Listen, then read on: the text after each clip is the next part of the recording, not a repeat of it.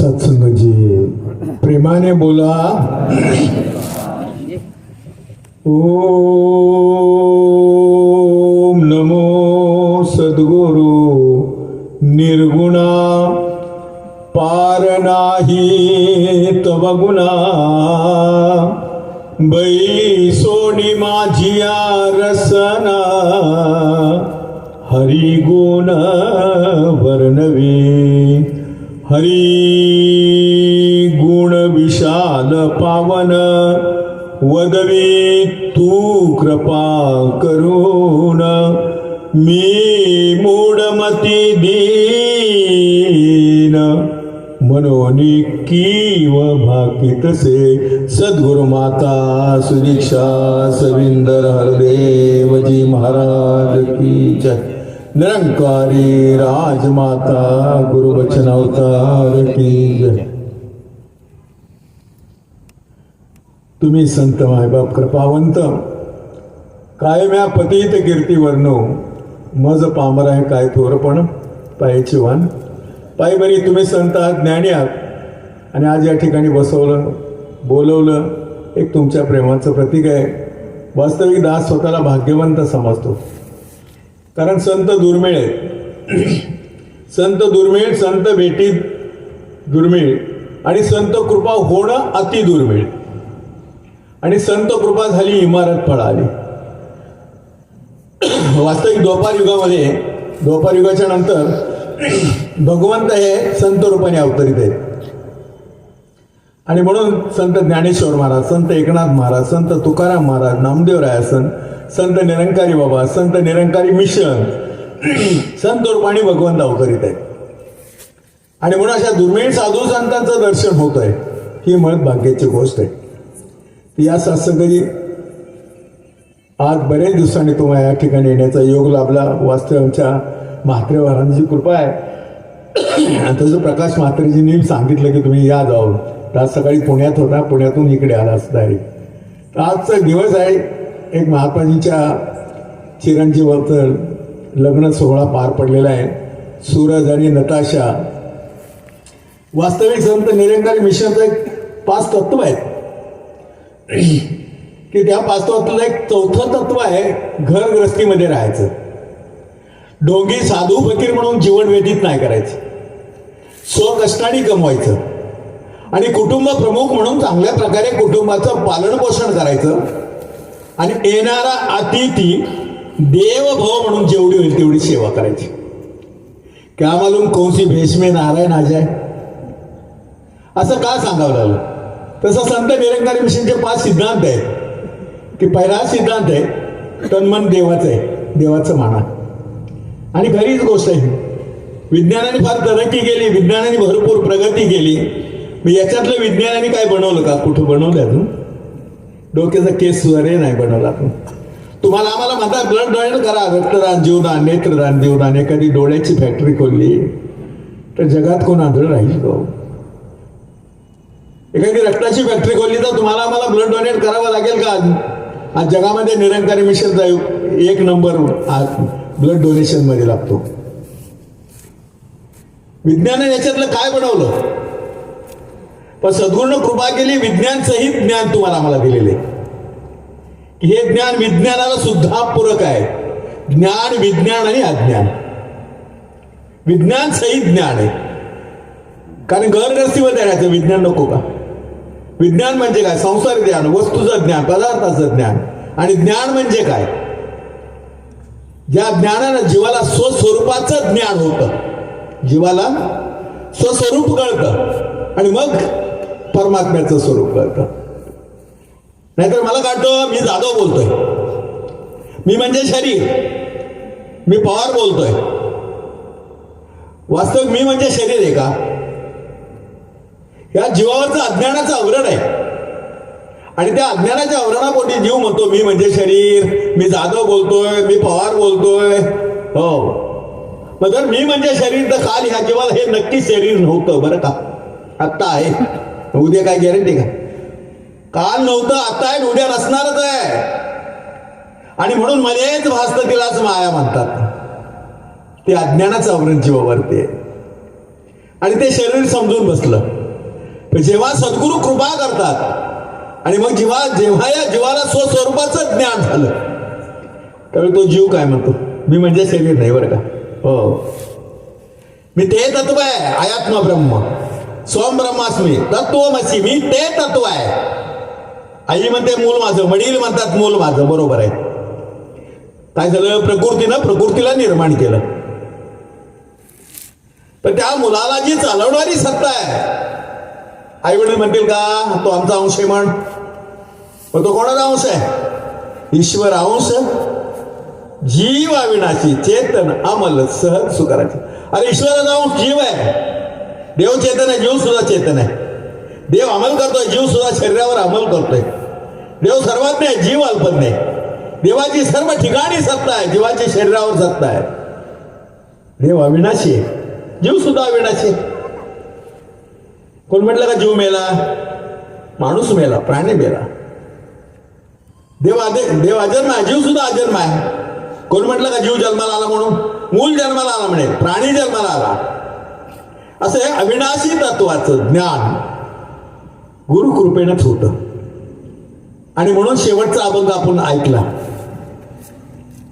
काय ऐकला, जन्मोजन्मी आम्ही बहु पुण्य केले, तरी या विठ्ठल कृपा केली.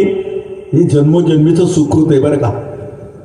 बहुत सुकृतांची जोडी म्हणून विठ्ठली आवडी. असेच बिगर आवडीचं कोणी येऊन बसलं नाही का, तर जन्मोजन्माचं आवरण आहे जेव्हा. जन्मोजन्मी आम्ही बहुपुण्य केले, तरी या विठ्ठले कृपा केली. असंच तुम्हाला मला ब्रह्मज्ञान नाही दिलं.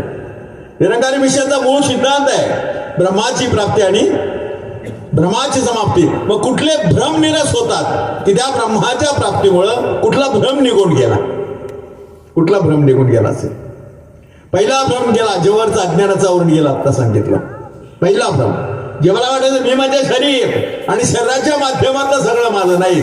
जीवाला स्वस्वरूप कळतं, मग जीव म्हणतो नाही नाही मी याचा अंश आहे, मी हे तत्व आहे.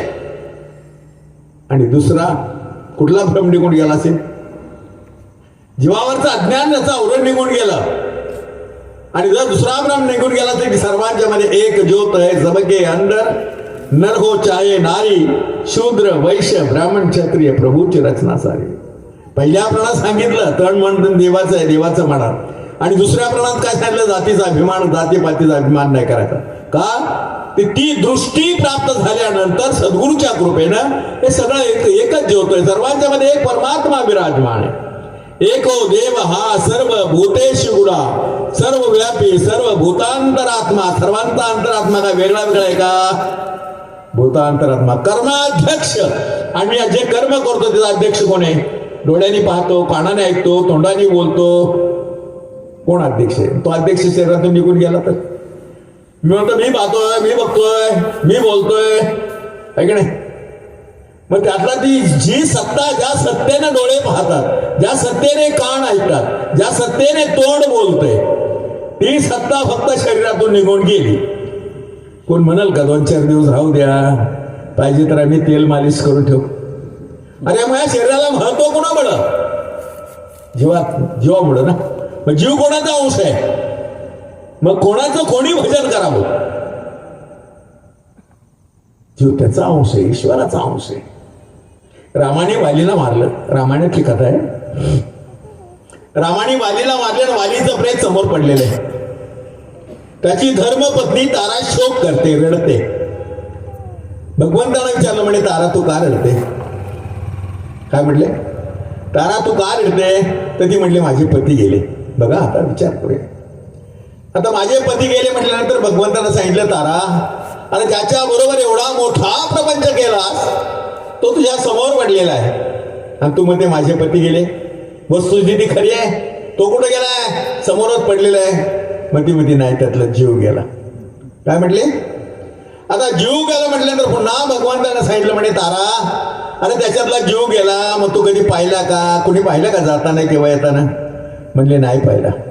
मग ज्याला कधीच पाहिलं नाही त्याला माझं कसं काय म्हणतेस, ज्याला कधीच पाहिलं नाही त्याच्यासाठी शोक का करतेस. त्यासाठी शोक का करते? मग भगवंतानं तिला तिथं उपदेश केला.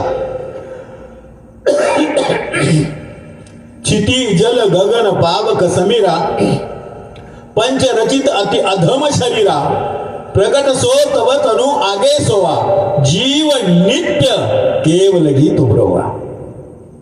म्हणे 5 तत्वाचं शरीर म्हणे तुझ्या समोर पडलेले आहे. धरती पाणी अग्नी आकाश आणि वायू. चिती जल गगन पावक समीरा पंचरचित अति अधम शरीरा प्रगट सो तव तनु आगे सोवा जीव नित्य केवल गीत उभरवा. म्हणजे जीव अविनाशी आहे. त्यासाठी का रडायचं? त्याच्यासाठी रडायचं समोर पडलेलं आहे म्हणे. रड. जीवासाठी कोणी रडू नये. असं कुठलं घर आहे गाव की त्या घरामध्ये कोण कोणाचं कधी मिळेलच नाही? शोधून सापडेल का? आपल्याच घरात आतापर्यंत कोण मिळेलं नसतं. आपल्याला उभं राहायला जागा मिळाली असती का? आहे का कुठलं घर? मग असं कुठलं घरच नाही की त्या घरामध्ये कोण कोणाचं कधी मिळत नाही. याचा अर्थ सगळ्यांचे सगळेच मरतात आणि मग आम्ही रडतो. रडतो की नाही? मग रडायचं की नाही रडायचं हा एक प्रश्न आहे. मग रडावं तर कोणासाठी रडावं? शरीरासाठी रडावं तर समोर पडलेले ते कुठं गेलं नाही. आणि जीवासाठी रडावं तर अविनाशी तत्व आहे, अजन्म तत्व आहे. अरे ज्याचा कधी नाश होत नाही तर ती काय रडायचं? भगवंतानं तोच तिला उपदेश केला. चिती जल गगन पावक समीरा पंच रचित अति अथम शरीरा प्रगट सो तव तनु आगे सोवा जीव नित्य केवल गीत उमरवा. का जीवासाठी? कोणीच रडू नये जीवासाठी. आणि मग भगवंत म्हणतात तारा अगं म्हणे जीव मृत्यू सुद्धा पाहत नाही, मरण सुद्धा पाहत नाही म्हणे. जीव जीवन देखे मरण. जीव मरण सुद्धा पाहत नाही म्हणे. जीवन देखे मरण धरी नवीन सांदी जीर्ण संचित प्रमाणे भोग शुभाशुभास. पण काय करावं लागतं त्याला? हे शरीर सोडल्यानंतर दुसरं शरीर धारण करावं लागतं. मग अशी त्याची भटकंती चाललेली आहे, भ्रमण चाललेलं आहे. धरी नवीन सांडी जीर्ण. मग किती वेळा जन्माला येतात? किती व्हायचं पाहिजे? आणि म्हणून जन्म जन्म्या मी बहुपुण्य केले आणि या विठ्ठलाने कृपा केली. आणि म्हणून भगवंत म्हणतात अर्जुना सर्वात जर उत्तम कीर्ती केली असेल तरी मी एक मनुष्य बनवला. असं काय भगवंताचं प्रयोजन असेल की मनुष्य जन्माला एवढं श्रेष्ठत्व द्यावं? काय असेल भगवंताचं प्रयोजन? कारण याच देही साधी नारायण याच शरीराला अधिकार दिलाय. ज्ञानेश्वर महाराज म्हणले तैसे येण्याची शरीरे, तैसे येण्याची शरीरे शरीरा येणे सरे किंबहुना एर झारे चिरा पडे. एर म्हणजे येणं आणि झार म्हणजे जाणं. ही एरझार कोणाची चाललेली आहे? का नुसतं म्हणायचं आपलं वारी वारी जन्मा मरणाते वारी हारी पडलो आता? मग तुम्ही सांगा कोण संकटात पडले, कोण कोणाची प्रार्थना करताय? कधी विचार केलाच नाही हो आम्ही. फक्त आमची फॉर्मॅलिटी चाललेली आहे. हो, प्रत्येक मंदिरात जायचं म्हणायचं. पण कोणाची वारी चुकवायची? अरे किती वेळा ह्याने जन्माला यावं, किती वेळा व्हावं फजित, किती वेळा आईच्या उदरामध्ये बटाट्यासारखं उकडावं त्या जीवाची केव करा रे. आणि म्हणून हे शरीर नाही, हे मोक्षाचं द्वार आहे, जीवाला मुक्त करायचं द्वार आहे. आणि म्हणून माऊली महावैष्णव ज्ञानेश्वर महाराज म्हणले की तैसे येण्याची शरीरे शरीरा येणे सरे किंबहुना एर झारे चिरा पुढे. नाही तर चालूच राहणार. कुठल्या एवढीला अधिकार दिलाच नाही बरं का भगवंताने. तुकाराम महाराज म्हणले भ्रमणा पाऊले वेचिताची वाव प्रवेशाची ठाव एकची द्वार. पूर्वी नगराला तटबंदी असायची आणि त्या तटबंदीतून बाहेर पडण्यासाठी एक द्वार असायचं, प्रवेशद्वार. तसं 84 लक्ष एवढी जीवाची तटबंदी आहे आणि या तटबंदीतून बाहेर पडण्यासाठी ही एकच द्वार ते हे नरद्वार.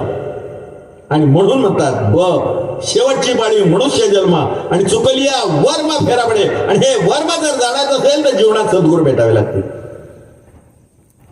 हे वर्म सद्गुरूशिवाय कोणीच सांगू शकत नाही. किती वेळा जन्माल्यावर किती व्हायला पाहिजे. आणि म्हणून असं अमोलिक रत्न जोडिले रे तुझं कार्य ब्रह्मबीज नावाचे का ओळख करून नाही. ज्याच्या सत्तेनं शरीर चाललंय, शरीराच्या माध्यमातून चाललंय सगळं. कोण दुकान घेते, कोण मकान घेते, कोण जमीन जुमला खरेदी करते. अहो शरीर मन वस्त्र घालून नटवतोय, शरीर मन अलंकार घालून सजवतोय.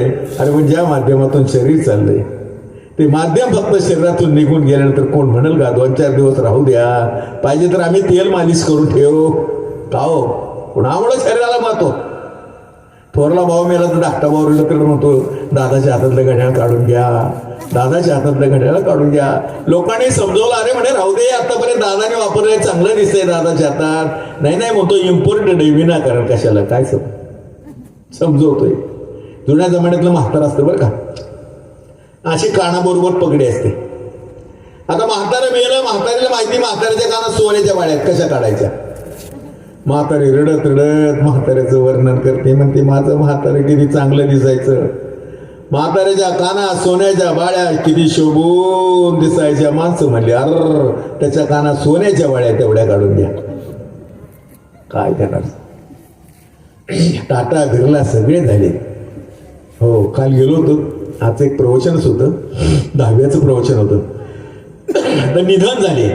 आपण ऐका, आपण म्हणतो अरे फलाना निधन झाले. निधन झाले म्हणजे काय झाले? निधन झाले काय का नाही? निधन काय? अरे आप मरे पिछे डूब गई दुनिया, माडी हवेली रंगीत पलंग जिथल्या तिथे राहणार, सोना चांदी पैशाचं गाठोडं नाही कोणा मिळणार. तुका म्हणे हा नरते पुन्हा नाही मिळणार. अरे निधन झालंय, सगळं इथल्या इथंच राहणार आहे. काय येणार बरोबर? कुठली बँक बॅलन्स येईल का बरोबर? निधन. त्याच वेळी टाटा झाला असेल, बिर्ला झाला असेल, धीरूभाई अंबानी, निधन. अजिबात धन घेऊन नाही गेले बरोबर. मग धन कोण घेऊन जातं? आपण असंच जन्माला आले का हो? काहीतरी गाठीला प्रारंभात बांधल्याशिवाय जन्माला नाही आलो, आणि काहीतरी घेऊन जायचं असतं. काय घेऊन जाणार? इथं तर म्हटलं आया जगात अकेले, येताना एकटं झालो, कोण बरोबर नव्हतं. आया जगत अकेले ही जाओगे, क्या संगले जाओगे, बोलता ये तन भी नहीं पाओगे. आते समय मालिक ने तन के साथ भेजा, मगर जाते समय तन को भी जला देंगे. काय बरोबर येणार? बरोबर येणार आहे. हरिनामाच्या बँकेमध्ये राम नाम धन करा जमा, ही हरिनामाची जमा शेवटी येईल तुमच्या कामा. संपत नाही ही हरिनामाची ठेव, चोरणार नाही ही हरिनामाची ठेव. भक्तीचे व्याज देईल हरी, तो नेईल निजधामा, ही हरिनामाची जमा शेवटी येईल तुमच्या. हेच कामाला येणार आहे बरं का. प्रपंच कराय सांगितलेलं आहे, जरूर प्रपंच करा. प्रपंचामध्ये जन्माला घातलेलं आहे. एखादा म्हटलं मी जंगलात गेलो, संन्यास घेतला, प्रपंच सुटला का हो? 4 आश्रमांचं आश्रयस्थान तो गृहस्थाश्रम आहे. 4 आश्रमांचं आश्रयस्थान तो गृहस्थाश्रम आहे. अशा पवित्र आश्रमामध्ये सूरज आणि नताशाने जोडीत पदार्पण केले. वैवाहिक जीवन, पारिवारिक जीवन, कौटुंबिक जीवनामध्ये. कास संन्यासी झाला, जंगलात गेला, काय करेल? शरीर आहे.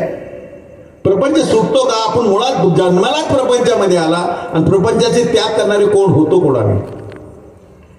तो म्हणला नाही मी प्रपंच सोडला आणि जंगलात गेला. चांगली गोष्ट. जंगलात गेला मग लोकलाज म्हणून तरी का व्हायना एखादी लुंगी किंवा लंगोटी तरी घ्यावी लागेल. आपण संपूर्ण कपडे वापरतो. हे शरीर आहे, या शरीराला ऊन वाऱ्यापासून वाचवण्यासाठी एखादं झोपडं तर बांधेल, भली पर्ण कुठे म्हणेल, पण बांधावे लागेल ना. तहान लागल्यानंतर प्रत्येक वेळी पशु प्राण्यासारखा पाणवट्यावर राहील का? एखादं मडकं तरी ठेवावंच लागेल ना. आणि भूक लागल्यानंतर कोणाच्या तरी दारात जाऊन म्हणावं लागेल ना, माई भिक्षा वाढ. जरी झाला संन्यासी तरी मध्यान काळी तोंडवाशी. अरे संन्यासी कोणाला म्हणायचं?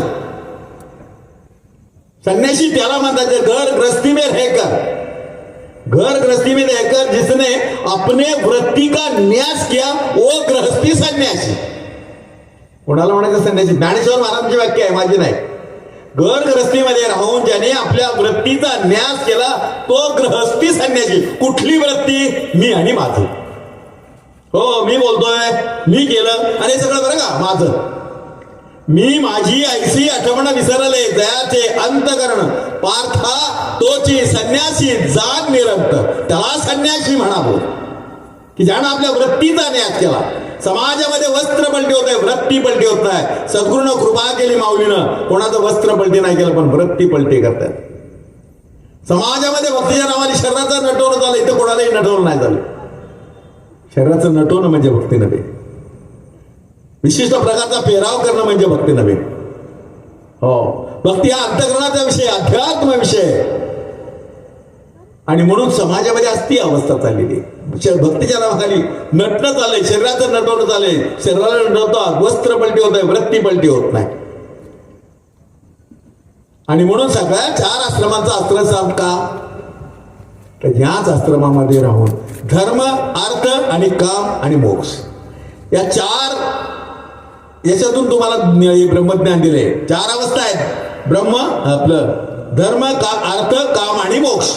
धर्म अवस्था म्हणजे ब्रह्मचारी अवस्थेमध्ये. ब्रह्मचारी अवस्थेमध्ये तुम्ही सुशिक्षण पुरं करायचं. आता शाळा आहेत, विद्यालय आहेत, कॉलेज आहेत.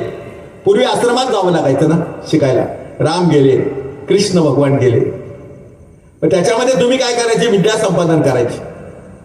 आता विद्या संपादन केल्यानंतर त्या उद्देशाच्या जोरावर तुम्ही काय करणार, पैसा कमवणार ना. अर्थ, धर्म, अर्थ. आणि त्या अर्थच्या जोरावर काय करणार, तुम्ही तुमचं काम पुरा करायचं, विषय पुरे करायचे. अहो शरीर आहे, शरीर म्हणजे डोकं नाही, शरीर म्हणजे हात नाही, शरीर म्हणजे पाय नाही. इंद्रियांच्या समूहाला शरीर म्हणतात. याच्यामध्ये 5 ज्ञान इंद्रिय आहेत, 5 कर्म इंद्रिय आहेत. मग शरीर आहे, याला अन्न पाहिजे, याला वस्त्र पाहिजे, याला निवारा बी पाहिजे. मग अर्थ पाहिजे का नको. आता सूरज महाराजांचे कालपर्यंत 2 हात होते, आता 2चे 4 झाले, 4चे पुन्हा 6 होतील, 6चे 8 होतील. पूर्तता कशाने करणार. घर गृहस्थीमध्ये राहायचंय तुम्हाला, म्हणजे अर्थ पाहिजे. अर्थ असेल तर तुम्ही काम पुरा कराल, आणि काम पुरा करत करत कुठं जायचं, धर्म, अर्थ, काम आणि मोक्ष. सगळ्या साधू संतांनी प्रपंच केला संतांनी, आणि प्रपंच करून परमार्थ केला. मग ते नामदेव असतील, तुकाराम महाराज असतील, एकनाथ महाराज असतील, हो, आणि निरंकारी मिशन मध्ये ते ठणकावून सांगितलं जातं. आणखीन दुसरा मधीचा अर्थ काय, जंगलामध्ये गेला, वस्त्र पलटी केलं म्हणजे संन्यासी नाही झाला. शरीराला वाचवायसाठी ऊन वाऱ्यापासून वाचवायचं एखादं झोपडं बांधेल, लंगोटी घेईल, लुंगी घेईल, पानवट्यावर जाणार नाही प्रत्येक वेळी. एखादं मडकं तरी ठेवले, आणि भूक लागल्यानंतर कोणाच्या तरी दारात जाऊन म्हणावं लागलं, बाई भिक्षा मार. सुटला का प्रपंच. अजून त्याच्याही पुढे जाऊन सांगतो, निरंकारी मिशनचा 5वा प्रण है कि तुम्हारे विषय और वासना की, तुम्हारे विषय और वासना की सुचारू रूप से, अनुशासित ढंग से पूर्तता करके एक अच्छा सामाजिक इंसान केला सकते हो. भगवंताने अर्जुनाला सांगितलं, म्हणे अर्जुन, आपल्याने प्रकृतीची निर्मिती मी प्रकृतीकडूनच करतो. यांच्यापासून भावी पिढी निर्माण करायची भगवंताला. प्रकृतीची निर्मिती मी प्रकृती करूनच करून घेतो, पण निर्माता मी आहे का नाही. निर्माता तो आहे का नाही. तो नसेल तर काय डोळे बघतील, कान ऐकतील, तोंड बोलेल. निर्माता मी, त्याच्यामुळे निर्मिती. पण प्रकृतीची निर्मिती प्रकृती करून घेतो. आणि म्हणून हे सुचारू रूप से, अनुशासित ढंग से तुम्हारे विषय वासना की पूर्तता करके एक अच्छा सामाजिक घर गृहस्थी करायला सांगतो. एवढं विमल ज्ञान सद्गुरू तुम्हाला मला दिलेलं आहे. आणि म्हणून आज ह्या जोडीचं वैवाहिक जीवन, पारिवारिक जीवनामध्ये पदार्पण झाले. सर्वात उत्तम आश्रम त्या गृहस्थ आश्रमामध्ये परिवर्तन झालेले आहे. तर या त्यांना आमच्या जोडीला असं सुंदर आशीर्वाद द्या की ती जोडी सदैव तनाने तंदुरुस्त राहू दे, धनाने भरपूर, मनाने विशाल, सेवा दे, सत्संग दे, नामस्मरण दे.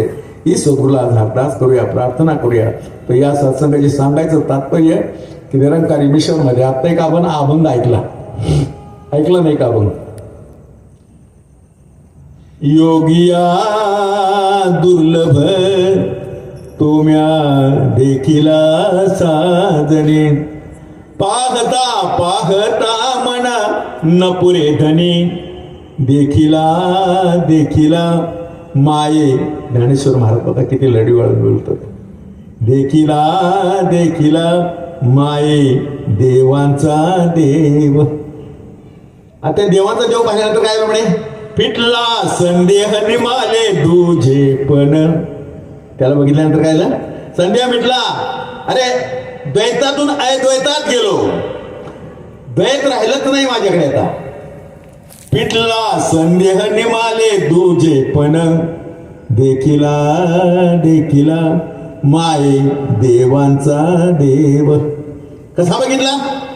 अनंत रूपे अनंत वेशी देखिला मी त्याशी, अनंत रूपे अनंत वेशी देखिला मी त्याशी, बाप रखुमा देवीवरू खून वानली कशी. खुणेशिवाय परमात्मा कळणारच नाही, कितीही वर्णन करा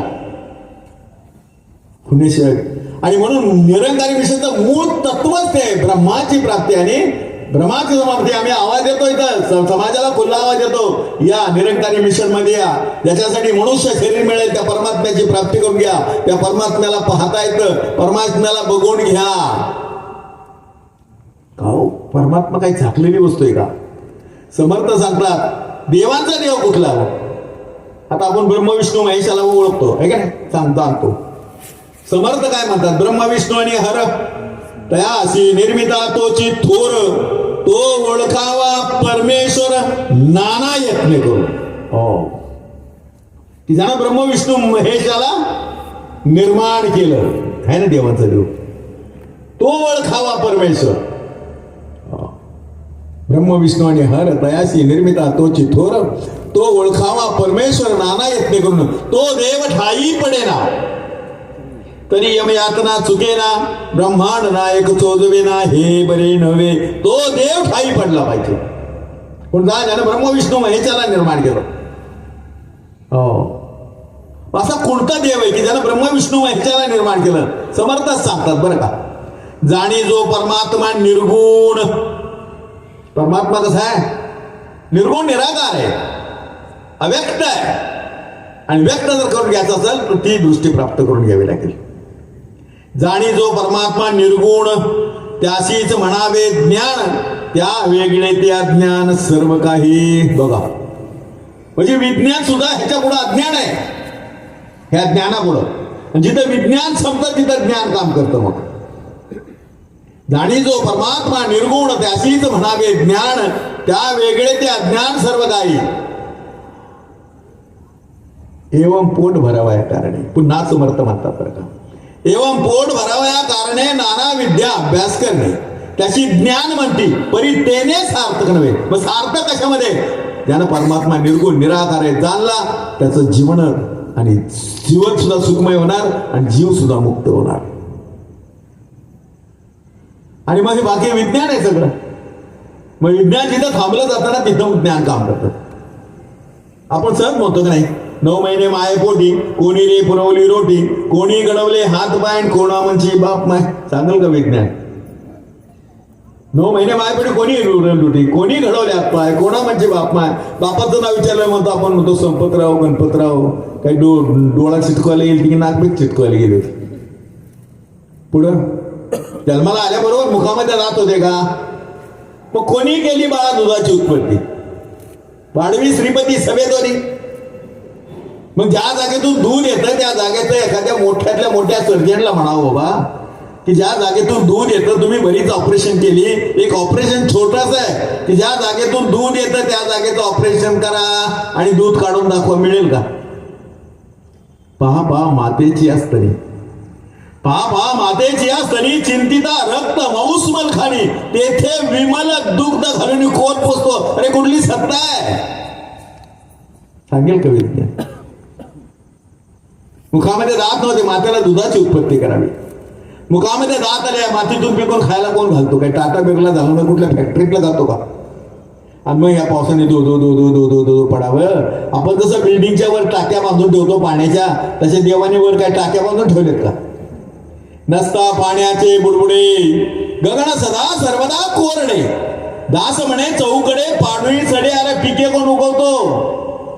मग का रे नाठविशी कृपाळू देवाची, का रे नाठविशी कृपाळू देवास. अरे पोषितो जगाशी एकला तो, अशी एक मात्र सत्ता आहे की त्या सत्तेशिवाय आमच्या डोळ्याची पापणी सुद्धा वर खाली होत नाही. हो, वृक्षाचे पण हले ज्याची सत्ता, मग राहिली अहंता सांगा कुठे? त्या सत्तेने शरीर चालले, शरीराच्या माध्यमातून सगळं चाललंय. कोण दुकान घेते, मकान घेते, जमीन दुबला खरेदी करतोय, शरीर आहे म्हणून वस्त्र घालून नटवतोय, शरीर आहे म्हणून अलंकार घालून सजवतोय.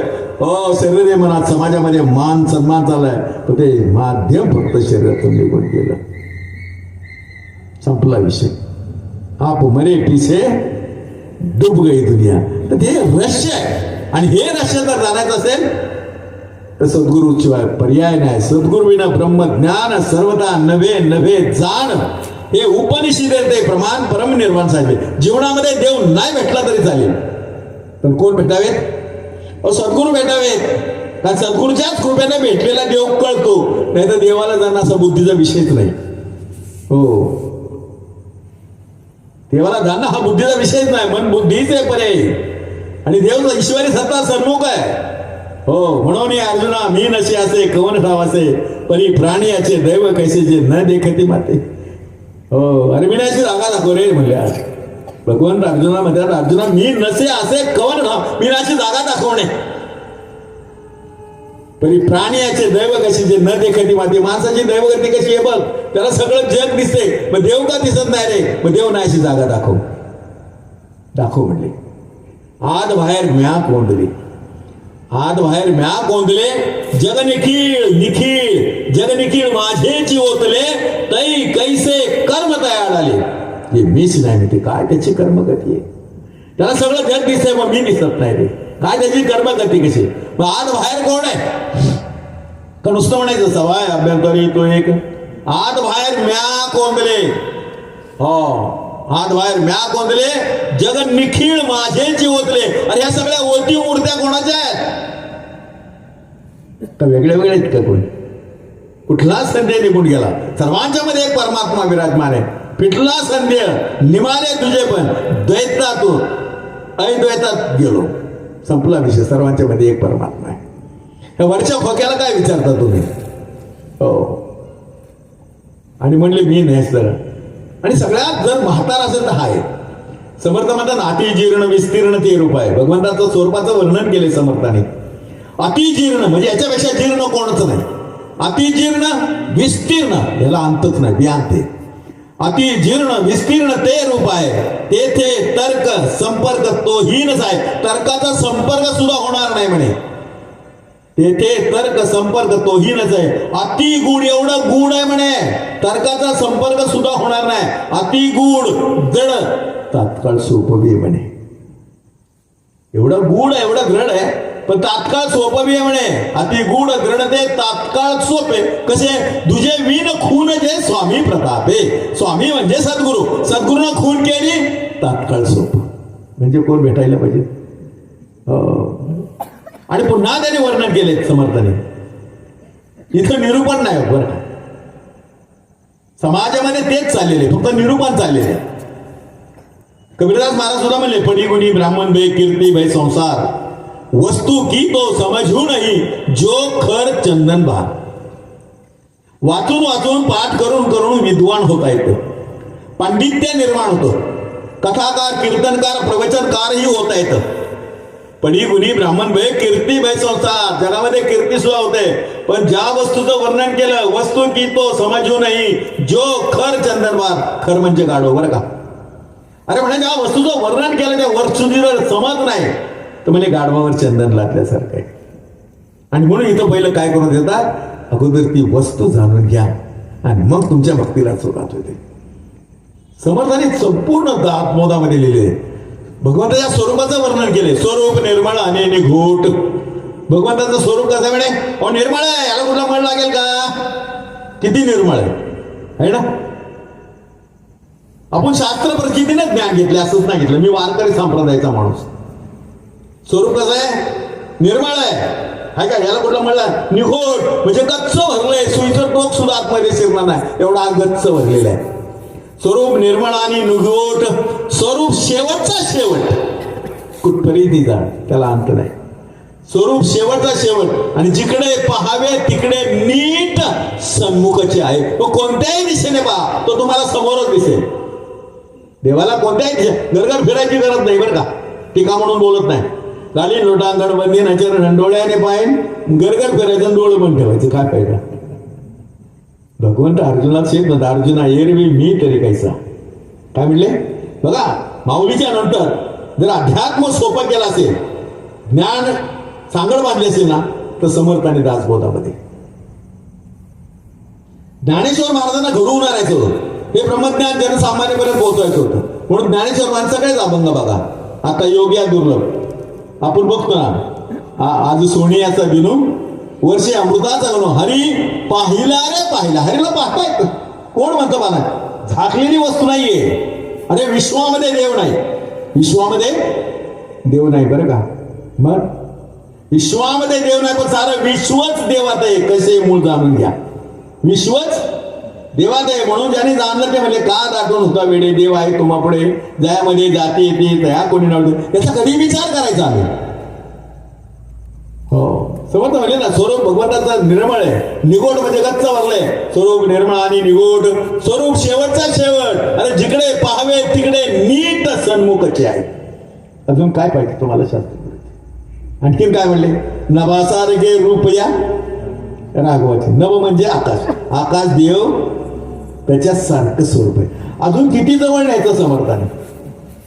ज्ञानेश्वर महाराज म्हणले, एरवी मी तरी कसा, कसा आहे म्हणे, एरवी मी तरी कायचा, मुखा प्रति भानुका जायचा. बघा ते चालक नाही. समर्थाने सांगितला की स्वरूप निर्मळ आणि निगोड, स्वरूप शेवटचा शेवट, जिकडे पाहावे तिकडे नीट सन्मुखच आहे. इथं बघा माऊली काय म्हणतात, एरवी मी तरी कसा आहे, मुखाप्रती भानुका जैसा, काही दिसे ना दिसे असा वाणीचा नव्हे. अरे दिसण्याचा न दिसण्याचा प्रश्नच येत नाही, सदैव सन्मुख आहे. सन्मुख ईश्वरी सत्ताच ना आम्हाला कळत. हो सन्मुख आहे ईश्वरी सत्ता. आणि म्हणून अशा सत्तेचं ज्ञान होणं त्याला सत्ता मात्र ज्ञान म्हणतात. एक मात्र सत्ता आहे की त्या सत्तेशिवाय डोळ्याची पापणी सुद्धा वर खाली होत नाही.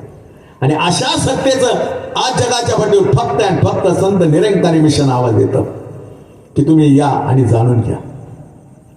मी बाबा महाराज सातारकरांच्या सांगलीतला माणूस, त्यांच्याकडून माळ घातलेला फूल होता.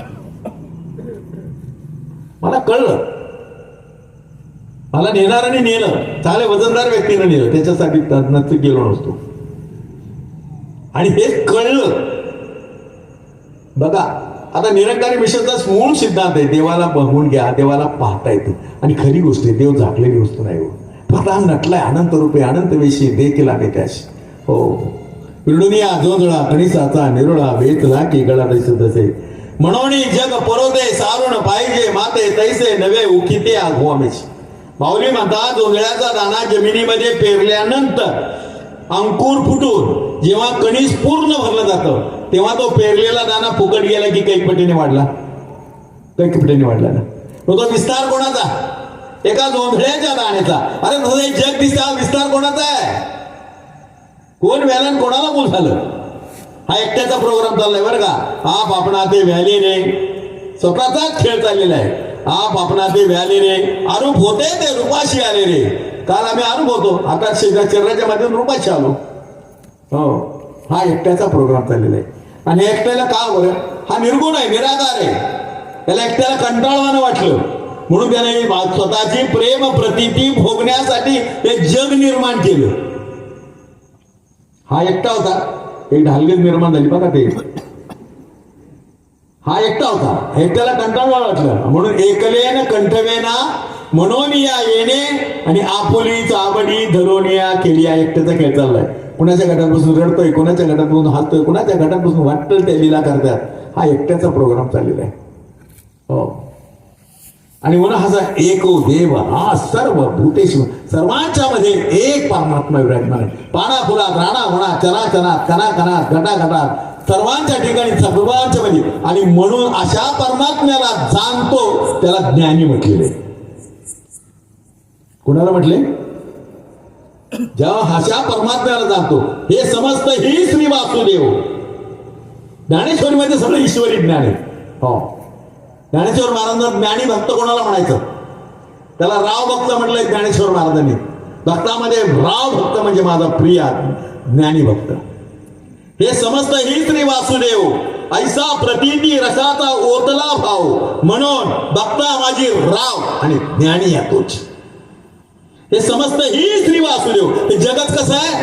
वासुदेवमय जग आहे. आपण काय म्हणतो? विष्णुमय जग, वैष्णवांचा धर्म, भेदाभेद भ्रम आता राहिला का भेद? अमंगळ आहे म्हणे, भेद करणं अमंगळ आहे. का? सगळं जगत विष्णुमय जग आहे, हा एकटा विष्णू नटलेला आहे. हो, समस्त ही श्री वासुदेव, हे जगत वासुदेवमय आहे. समस्त ही श्री वासुदेव ऐसा प्रतिती रसाचा ओतला भाव, अशी प्रतिती येणं गरजेचं आहे. प्रतिती रसाचा ओतला भाव. आणि म्हणून भक्ता माझे राव आणि ज्ञानी आहे तोच. हे सगळे राव भक्त बसले, पण त्यांच्या दृष्टीमध्ये सगळ्या ठिकाणी एक परमात्मा विराजमान आहे. आणि अशा परमात्म्याचं दर्शन करणं हे फक्त 84 लक्ष योनीमध्ये फक्त माणसाला अधिकारीला आहे. आणि म्हणून निरंकारी मिशन आवाज देते. आता बघा, आता महाराजांनी सांगितलं, आमच्या क्षेत्रीय संचालक महाराजांनी बरंच काही सांगितलं त्याच्याबद्दल. निरंकारी मिशनचा काय सिद्धांत आहे? ब्रह्माची प्राप्ती. आणि म्हणजे देवाला पाहताय तो तुम्ही, देवाला बघून घ्या. आणि देव कसा आहे? निर्गुण निराकार आहे, मूळ स्वरूप आहे. देव कुठं? देवळा. देऊळ कुठं आहे? देव देवळात, देऊळ देवात. कैसे मूळ शोधून पहा. जर देव देवळात आहे तर देऊळच देवात आहे. त्याचा अर्थ विश्वामध्ये देव नाही, सारं विश्वच देवात आहे. कसं आहे आज जाणून घ्या. ज्याला वाटलं असेल जाणून घ्यावं, आपल्याला अधिकार दिलाय. हो. आणि म्हणून बघा, आता मी थोडंच बोलतो की निरंकारी मिशनचा सिद्धांत काय? की बाबा तुम्ही देवाला जाणताय तर देवाला बघून घ्या. मग देवाला ज्यांनी ज्यांनी देवाला बघितले, ज्यांनी ज्यांनी देवाला जाणले, त्यांनी फक्त हात वरती करा बरं. चांगल्या कामासाठी करायला काय अर्थ नाही. म्हणजे एवढी साक्ष आहे का नाही? देवाला बघितलं का नाही सर्वांनी? हो. म्हणजे खोटं ठरवता येईल का आपल्याला? मग देवाला बघितलं ना. देव कसं आहे? देव कसा आहे? देव निर्गुण आहे, निराकार आहे, निर्लेप आहे, निरंजन आहे, निरामय आहे, निर्विकार आहे. देव निरंजन आहे, ज्याला डोळ्याने पाहू शकत नाही. आणि तुम्ही तर हात वरती केले. येईल का? पाहण्यासाठी काय तरी थोडस तरी अस्तित्व पाहिजे. आता हवा कोणी पाहिली का? तो स्पर्श करते ना, म्हणजे आहे. तसा हाचा भास तुम्हाला काय झाला की तुम्ही जर देवाला बघितला तर देव निर्गुण आहे, निराकार आहे, निरामय आहे, डोळ्याचा विषयच नाही देवाला पाहणं. आणि तुम्ही जर म्हणता आम्ही देवाला पाहतो, या देवाला बघून घ्या, देवाला जाणून घ्या. तसं काय बघितलं? देव निर्गुण निराकार आहे, पण तुम्ही बघितला. आणि खरी गोष्ट आहे, जगाच्या पाठीवर फक्त ज्याला सद्गुरूच्या कृपेने अनुभूती आली, ब्रह्मज्ञान झालं, तोच म्हणू शकतो हा निराकार आहे. नाही तर बाकी सगळं जग याला स्पेस म्हणेल, पोकळी म्हणेल, आकाश म्हणेल. हो. देवाला पाहिलं तुम्ही, कसं पाहिलं? जरा 2 मिनिटं घेतो बरं का, मला वाटतं टाइम संपला असेल. कसं पाहिलं? पाहणं कशाचा गुणधर्म आहे? आपल्याला आपल्या सद्गुरूंना देवाला दाखवलं, देवाला आम्ही पाहतोय, मी देवाला पाहतोय. कसं पाहिलं? कुणीशिवाय तर कळणारच नाही हो. पण पाहणं कशाचा गुणधर्म आहे? पाहणं किंवा आम्ही देवाला पाहिलं. पाहणं कशाचा गुणधर्म आहे? डोळ्याचा. याचा अर्थ असा नव्हे एखादी वस्तू डोळ्याला दिसली म्हणून कळली. कारण दिसतं डोळ्यानी, कळतं ज्ञानानी. ज्याला डोळे त्याला दिसतं, आणि ज्याला ती दृष्टी आहे ना त्याला कळतं. म्हणजे सद्गुरूनं काय दिली तुम्हाला? मला समजून जा.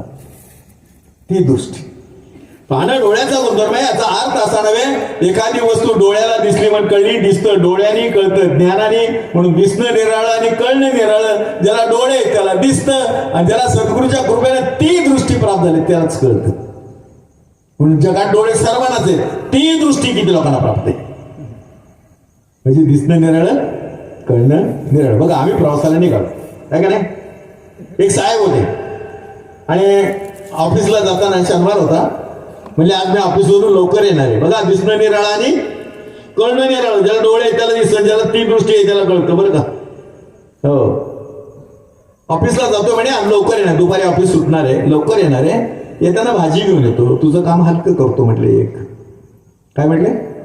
दुपारी लवकर येतो, येताना भाजी घेऊन येतो म्हणे, तुझं काम हलकं होईल. ती म्हणली नका, तुम्हाला नाही कळायचं. साधी गोष्ट. काय म्हणली? निशाणी आणता होती, पण काय म्हणली? तुम्ही नका आणू, तुम्हाला नाही कळायचं. मग त्यांच्या त्या धर्मपत्नीला त्यांच्या ऑफिसमध्ये नेली, खुर्चीवर बसवली. समोर टेबलवरती सगळ्या फायली होत्या, कागदपत्र होते, लेटर होते.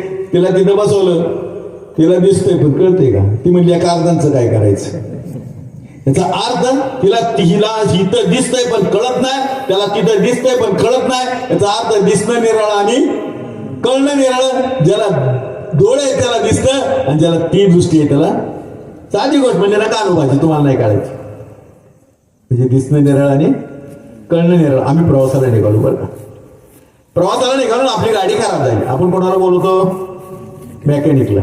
मेकॅनिक आल्यानंतर काय करतो? गाडीचं बॉनेट वरती करतो आणि आतमध्ये डोकं घालतो की नाही? मग तुम्ही आम्ही बाजूला बसलो का? आपण गप बसतो का?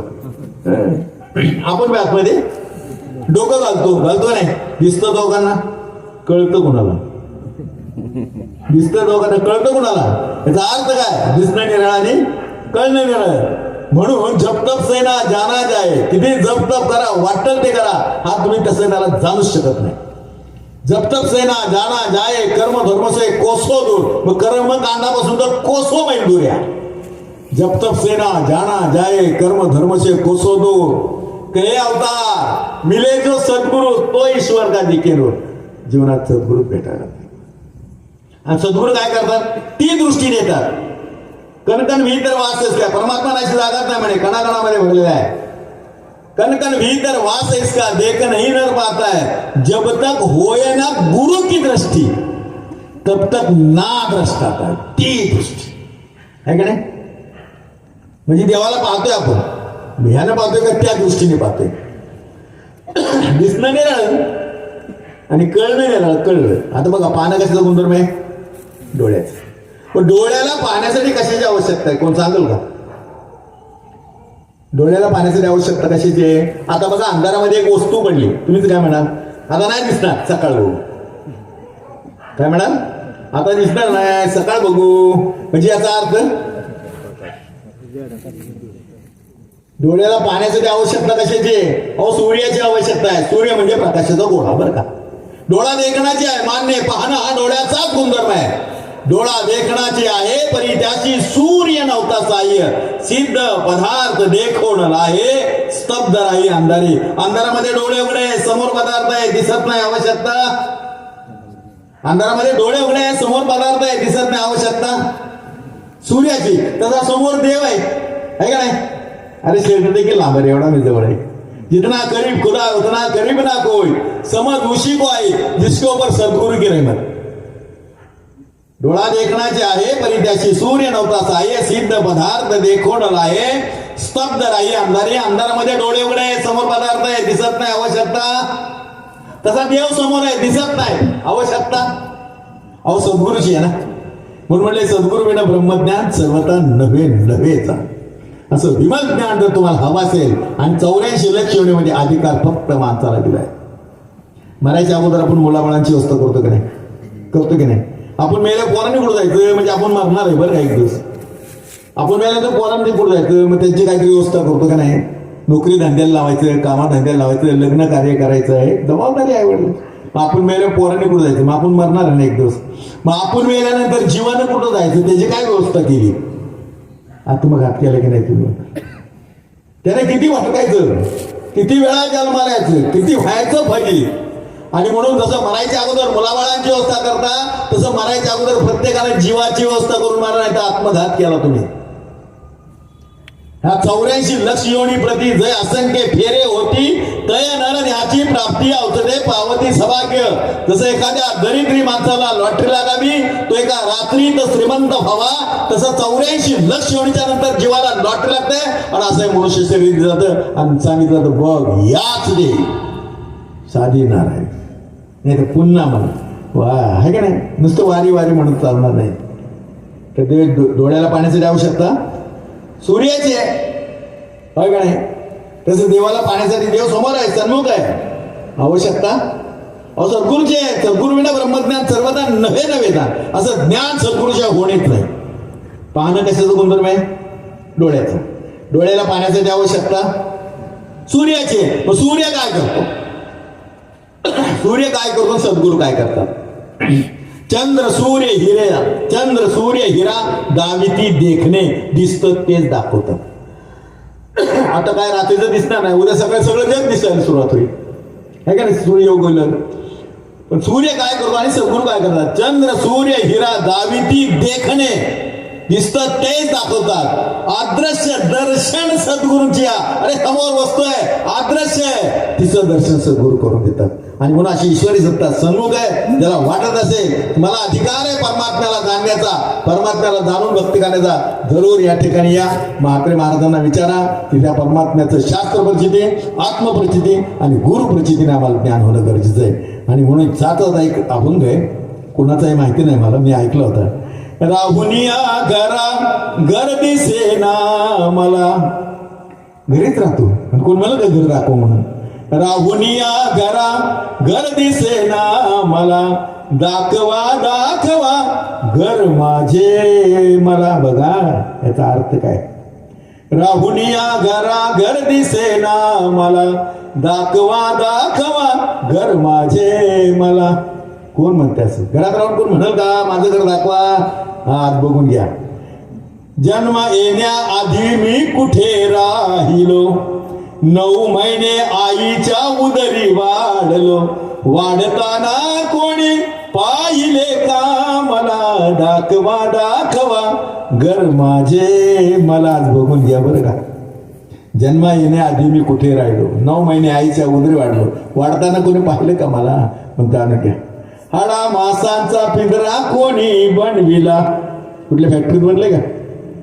हाडा मासांचा पिंजरा कोणी बनविला, त्याला सावळा रंग कोणी लाविला. बघा आहे का नाही.